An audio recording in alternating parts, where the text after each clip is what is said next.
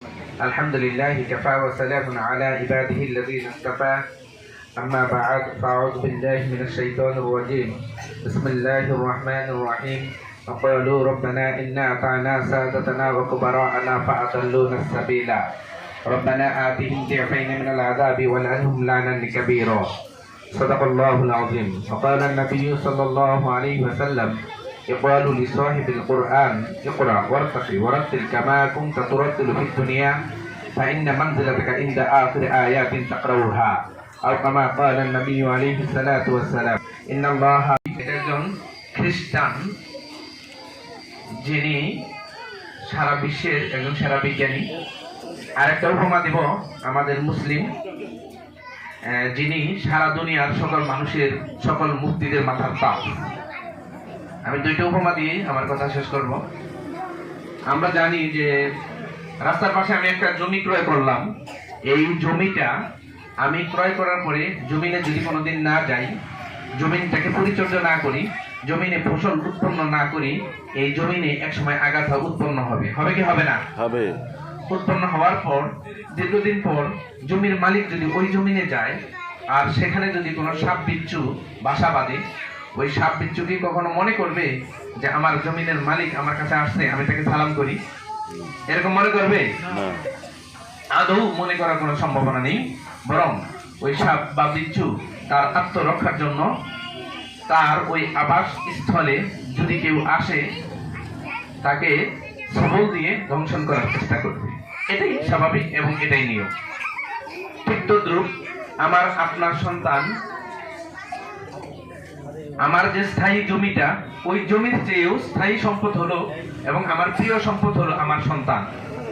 এই সন্তানকে আমি যদি আদর্শ মানুষ করতে না পারি, আদর্শ সম্পদ হিসাবে গড়ে তুলতে না পারি, আমার এই সন্তান এক সময় ঠিক ওই জমিনে যেরকম বিষাক্ত সাপ বাসা বেঁধেছে, আমার সন্তানের চরিত্রের ভিতরে ওইরকম বিষাক্ত পয়জন প্রবেশ করবে, যার দ্বারা আমি অভিভাবক হিসাবে নিন্দিত হব, আমি অভিভাবক হিসাবে লাঞ্ছিত হব, পারিবারিকভাবে লাঞ্ছিত হব, সামাজিকভাবে লাঞ্ছিত হব এবং পুরা দেশকে আমার সন্তান লাঞ্ছিত করবে, কলঙ্কিত করবে। এমন সন্তান আমার আপনার যেন না হয়। এই জন্য যারা আমরা অভিভাবক অভিভাবিকা আছি, আমাদের প্রয়োজন হলো আমরা আমাদের সন্তানদেরকে আদর্শ রূপে টেক কেয়ার করব ছোটবেলা থেকে।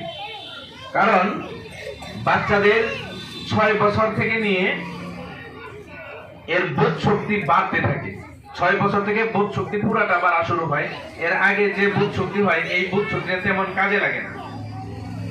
তো যখন একটা বাচ্চা এইভাবে হাত দিয়ে এই অপর পাশে কান স্পর্শ করতে পারবে, বুঝতে হবে তখন থেকে বাচ্চার বোধ শক্তি হওয়া শুরু হয়েছে।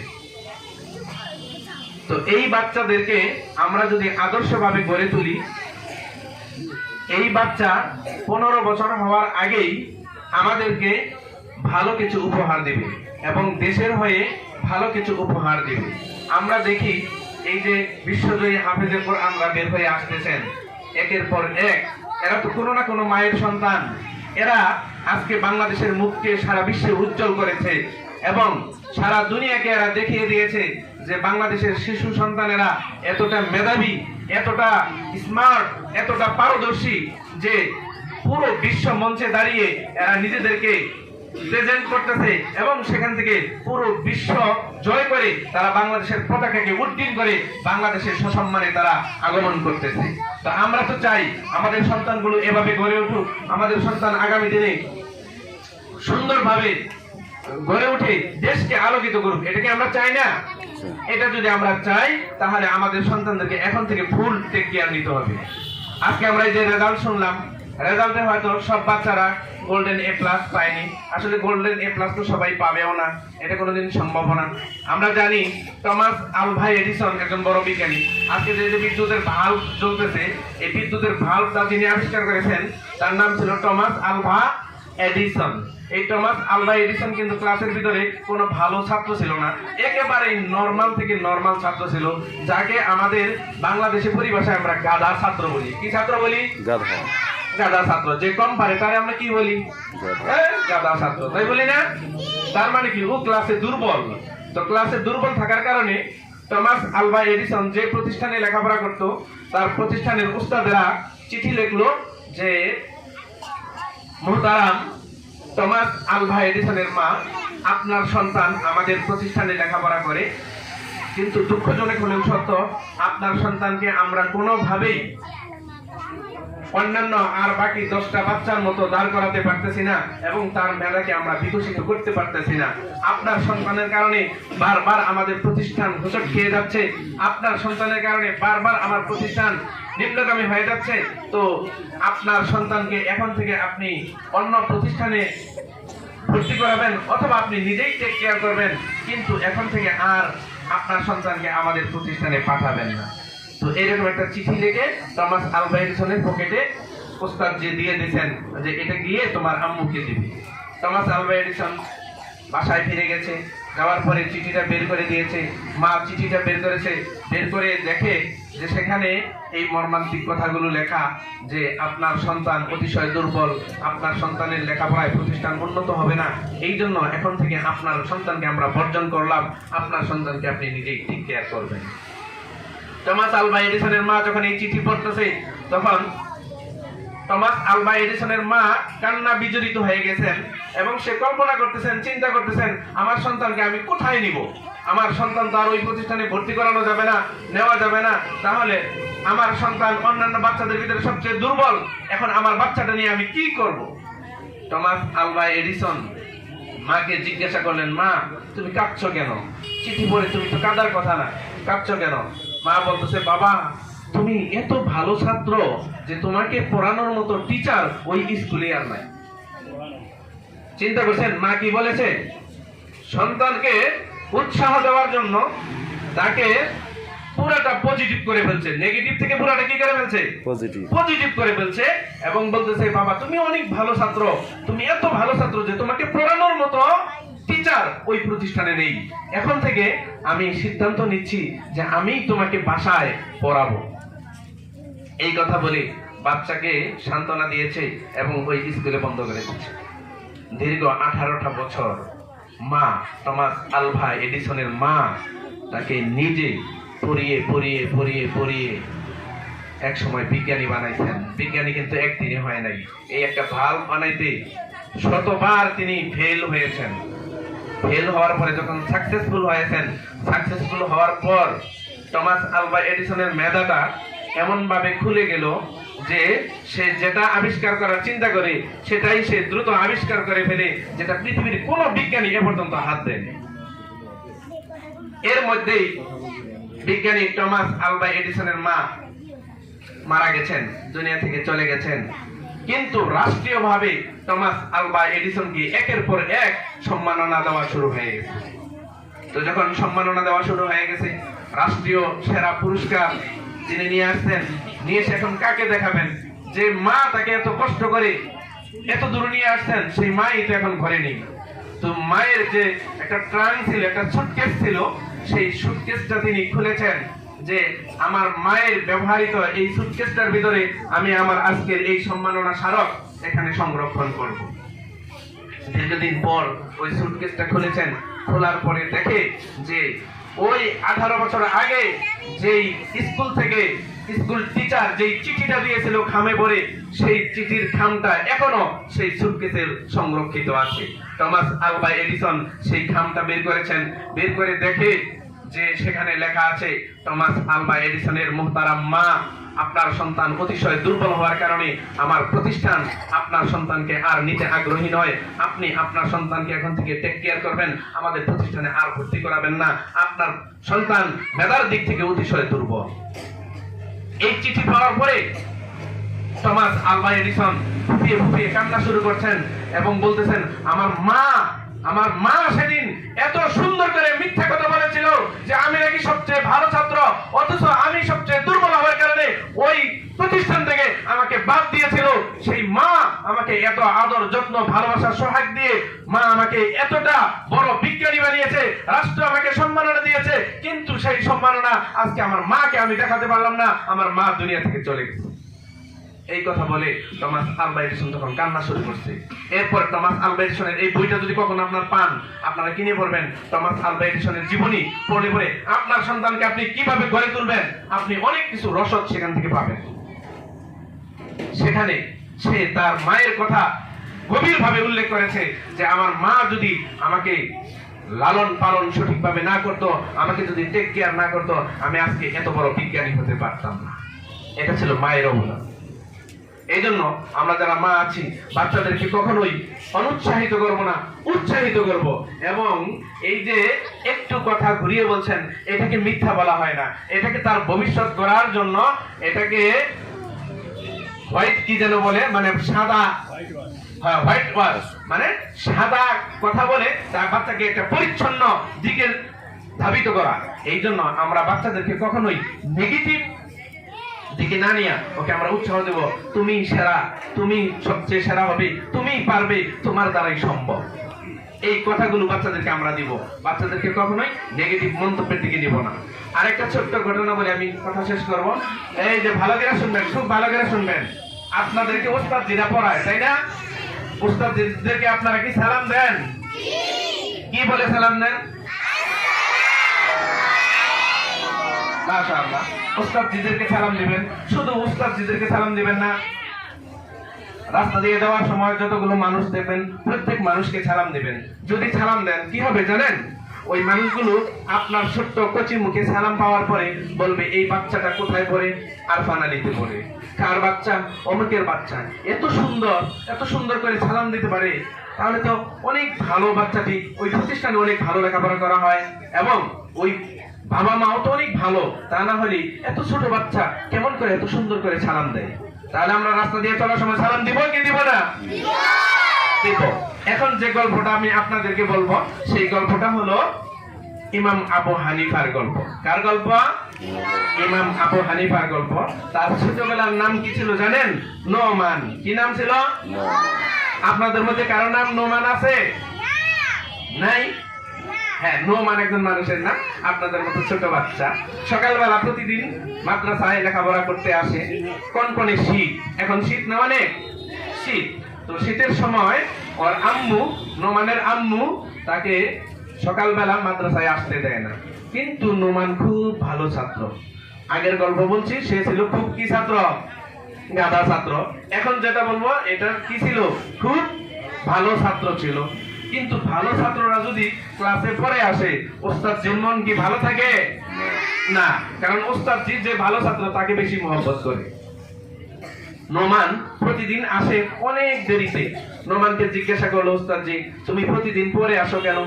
নোমান বলতেছে, ওস্তাদজি আমার আম্মু আমাকে আসতে দেয় না। কেন আসতে দেয় না? বললো যে আম্মু তো আমাকে আসতে দেয় এই কারণে, আমার তো জুতো নেই। কি নেই? জুতো নেই। নোমানরা অনেক গরিব মানুষ ছিল। কি মানুষ ছিল? অনেক গরিব মানুষ। ভালো জুতো ছিল না, ভালো কাপড় ছিল না, ভালো টুপি ছিল না, ভালো একটা সুন্দর ব্যাগ ছিল না। তো জুতো না থাকার কারণে নোমানের আম্মু তাকে মাদ্রাসায় পাঠায় কখন? অনেক দেরি করে। তোমরা যদি আসো 8টায়, নোমান আসে কয়টায়?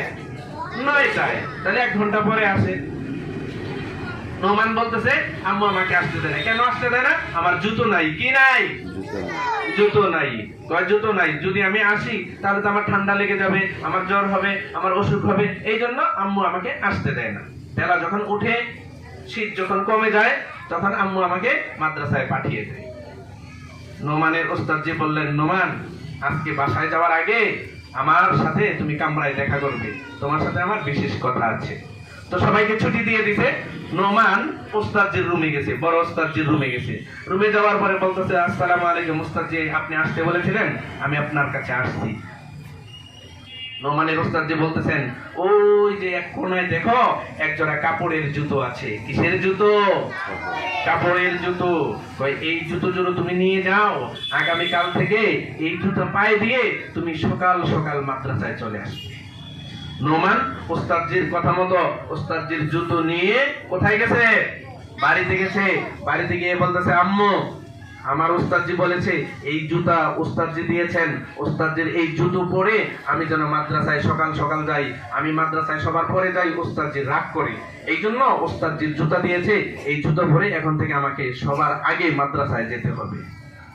নোমানের মা কেমন মা ছিল সেটা বোঝানোর জন্য আমি এই গল্পটা বলতেছি। তো নোমানের মা নোমানকে বলতেছে, বাবা নোমান, এই জুতা তো তোমার পায়ে দেওয়া চলবে না, কেননা এটা তোমার ওস্তাদজির জুতা। কার জুতো? ওস্তাদজির জুতো। পায়ে দিলে বেয়াদবি হবে। কি হবে? বেয়াদবি হবে। ওস্তাদজির জুতো পায়ে দেওয়া যাবে না। তাহলে কি করতে হবে? নোমানের মা বলতেছে, বাবা দেখো আমি কি করি। নোমানের মা সুন্দর করে ওই জুতাটাকে ওয়াশ করছে, পরিষ্কার করছেন। পরিষ্কার করার পর ওই জুতার সেলাইগুলো, পাটগুলো সব খুলে ফেলেছেন। খুলে ফেলার পরে ওইগুলা রোদে শুকাইছেন। রোদে শুকাইয়ে পরের দিন সকালে সুই সুতো হাতে নিয়ে নোমানের মাথার ঘের মাপ দিয়ে নোমানের মাথার টুপি তৈরি করেছেন। এবং টুপি তৈরি করে নোমানের মাথায় সুন্দর করে টুপি এঁটে দিয়ে নোমানকে বলেছেন, বাবা তুমি মাদ্রাসায় যাও। নোমান মাদ্রাসায় আসতে পরের দিন আরো বিলম্ব বেশি হয়ে গেছে। অন্য দিন আসতো 9টায়, আজকে আসছে আরো 10টায়। কয়টায়? 10টায়। নোমানের ওস্তাদ যে রাগ করে মাদ্রাসা ছুটি দিয়ে দিছে যে আমি আজকে আর পড়াবই না। নোমানকে গতকালকে জুতো দিয়ে দিলাম যেন তাড়াতাড়ি আসে, আজকে আরো বিলম্ব করে আসতেছে, আমি আজকে তোমাদেরকে ক্লাসই করাবো। রাগ করে ছুটি দিয়ে দিছে। সব ছেলে মেয়েরা দল বেঁধে বাসায় চলে যাচ্ছে। রাস্তায় নোমানের সঙ্গে দেখা। নোমানকে বলতেছে, নোমান তুমি যাও, আজকে তোমার বড় হুজুর পিটনি দিবে। কি দিবে? পিটনি দিবে। তুমি প্রত্যেকদিন পরে আসো, এই জন্য ওস্তাদ যে রাগ করে আজকে তুমি আরো দেরি করে যাচ্ছ, তোমার জন্য ক্লাস ছুটি দিয়ে দিছে, যাও আজকে তোমাকে পিটনি দিবে। আমরা এরকম বলি না? কেউ দুষ্টামি করলে আমরা বলি না ওস্তাদ যে তোমাকে পিটনি দিবে? হ্যাঁ, নোমানকে বলতেছে তুমি আজকে যাও, তোমাকে কি দিবে? পিটনি দিবে। তো নোমান ওস্তাদের কথা মতো মাদ্রাসায় আসতেছে, আর সব ছেলে মেয়েরা বাড়ির দিকে চলে যাচ্ছে। নোমান এসে দেখে ওস্তাদজি ঘরের দরজা বন্ধ করে দিচ্ছে। আয়েশা বলতেছে, আসসালামু আলাইকুম ওস্তাদজি, আমি নোমান আসছি। কিন্তু ওস্তাদজি উঠে না। যখন ওস্তাদজি উঠে না তখন নোমান কান্না শুরু করে দিছে। কান্না শুরু করে দেয় না? তোমরা কান্না শুরু করো না? হ্যাঁ, কান্না শুরু করছে যে ওস্তাদজি আমি আসছি, আমার কি ভুল হয়েছে, আমার কি বেয়াদবি হয়েছে, আমাকে শাসন করুন, আমি আসছি, আপনার কথা মতো আমি ফিরে আসছি। এবার নোমানের ওস্তাদজি দরজা খুলছে। দরজা খোলার পরে যখন দেখছে নোমান কান্না করতেছে, তখন বলতেছে, বাবা নোমান তুমি কান্না করো কেন, কি হয়েছে? বলো, ওস্তাদজি আমার বেয়াদবি মাফ করবেন। আমি তো চেয়েছিলাম আমি সকাল সকালে মাদ্রাসায় আসবো, কিন্তু আমার আম্মু যে আসতে দেয় না, সেই কথা আপনাকে আগেও বলেছি, আজকেও বলছি। গতকালকে আপনি যে জুতো দিয়েছিলেন সেই জুতো আমার আম্মু আমাকে পরতে দেয়নি। আমার আম্মু আমাকে এই কথা শিখিয়েছে, ওস্তাদের জুতো পায়ে দেওয়া যাবে না, ওস্তাদের জুতোর সঙ্গে পা লাগলে নাকি বেয়াদবি হয়ে যাবে। এই জন্য ওস্তাদের জুতোকে পায়ে না দিতে দিয়ে সেই জুতোকে পরিষ্কার পরিচ্ছন্ন করে মায়ে আপনার জুতোর পাটগুলো খুলে খুলে সুই সুতা দিয়ে আমার মাথার মাপ নিয়ে আমার মাথার টুপি বানিয়ে দিয়েছে। এবং আম্মু বলেছে উস্তাদের জুতো কখনো পায়ে দেওয়া যাবে না, উস্তাদের জুতোকে মাথায় তুলে নিতে হবে, তাহলে তুমি এলেম পাবে। এই জন্য উস্তাদজি আমার আসতে দেরি হয়েছে, এই যে দেখুন আপনার জুতোর কাপড়ের টুপি আমার মাথায় শোভা পাচ্ছে।